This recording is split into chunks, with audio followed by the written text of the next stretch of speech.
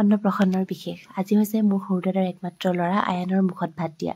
ৰাতিপুৱাৰ পৰা ইমানেই দবাপিটা বৰষুণ, তথাপিতো গাঁৱৰ ৰাইজ আহি পেলাই সকলো কাম কৰিবলৈ আৰম্ভ কৰিলে। ইফালে ভাত বনাইছে, চাইমদ চাকিছে, আৰু ইফালে ওচৰৰ বা বৌহঁত আহি পেলাই পাচলিসমূহ কুটি দিছে। লগতে ইফালে আকৌ দাদাহঁত আহি পেলাই গাহৰি ছাগলীসমূহ মাংসসমূহ কাটিছে, কাৰণ গাহৰি ছাগলী সকলো নিজৰ ঘৰৰ হয়।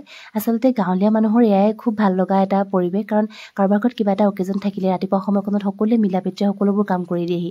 আৰু যিহেতু আমাৰ চাং পাকঘৰে মিচিং মানুহৰ মেইন হয়, গতিকে সকলোবোৰ নীতি নিয়ম যিহেতু চাংঘৰতে সকলোবোৰ কৰা হয়, গতিকে আয়ানৰ সকলোবোৰ নীতি নিয়ম ইয়াতে কৰা হৈছে।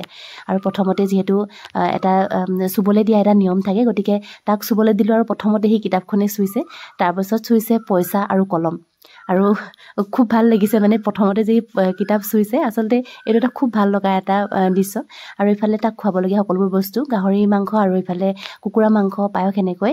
আৰু গাহৰি মাংসসমূহ আচলতে তাক খাবলৈ দিয়া নহয়, কিন্তু তাৰ নামত আকৰিত থোৱা থাকে। আৰু ইফালে পায়সহে যিহেতু অকল খোৱা হয়, গতিকে প্ৰথমতে মোমায়েকে খুৱাইছে, তাৰপিছত মামীয়েকে। আচলতে মোমায়েক মামীয়েকেও অন্নপ্ৰসন্নৰ মেইন মানুহ নহয় জানো। তাৰপিছত এইফালে খুৱাইছে নিজৰ মাকে, তাৰপিছতে খুৱাইছে দেউতাকে, মানে মোৰ দাদা, আৰু ইফালে খুৱাইছে আয়ানৰ আইতাক, মানে মোৰ মা, আৰু ইফালে খুৱাইছে আয়ানৰ বায়েক, মানে মোৰ ডাঙৰ দাদাৰ ছোৱালী। তাৰপাছতে আকৌ ইফালে খুৱাইছে আয়ানৰ আইতাক, মানে মাকৰ মাক, আৰু ইফালে খুৱাইছে আয়ানৰ পেহীয়েক, মানে মোৰ বা, আৰু ইফালে খুৱাইছে আয়ানৰ মাহীয়েক, আৰু ইফালে খুৱাইছে আয়ানৰ বৰমাক, আৰু একেবাৰে শেষত মই খুৱাইছোঁ। তাৰপিছত ইফালে আকৌ আমি কেক কাটিং পৰ্ব আৰম্ভ কৰি দিলোঁ। আৰু ইফালে ইমান ধুনীয়াকৈ কেকটো কাটিব লৈছে নহয়, যেন মাক দেউতাকক সি নিদিয়ে, যেন সি নিজে কাটে, তেনেকুৱাকণ কৰিছে। আচলতে আজি আমি ভাবিছিলোঁ আয়ানে চাগে খুব কান্দিব কিবা, কাৰণ নোখোৱা এটা বস্তু খোৱালে ল'ৰা ছোৱালীয়ে প্ৰথমতে কান্দে ন, কিন্তু সি ইমানেই ফূৰ্তি পাইছে খোৱাৰ কাৰণে। আমি আচলতে যিকণ খুৱাইছোঁ সি নকন্দাকৈ, আমনি নকৰাকৈ খুব ধুনীয়াকৈ খাইছে। সেইকাৰণে খুব ভাল লাগিছে। আৰু এইফালে সকলো গাঁৱৰ ৰাইজে মিলি পেলাই ৰন্ধা বঢ়াত লাগি আছে। এইফালে লাহে লাহে আলহী অতিথিবোৰো আহিবলৈ আৰম্ভ কৰিছে।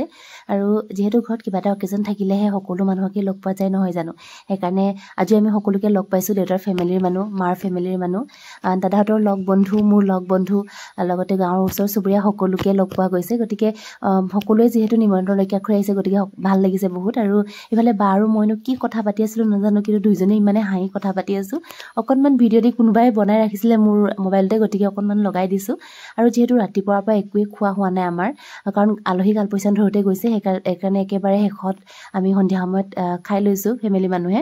আৰু যিহেতু আপোনালোকৰ ফালেও হৈ চাগে, কাৰণ ঘৰত কিবা এটা পাতিলে একেবাৰে খাবলৈ মন নাযায় নহয় জানো। আৰু একেবাৰে শেষৰ পৰ্ব হৈছে আমাৰ গিফ্ট চোৱা।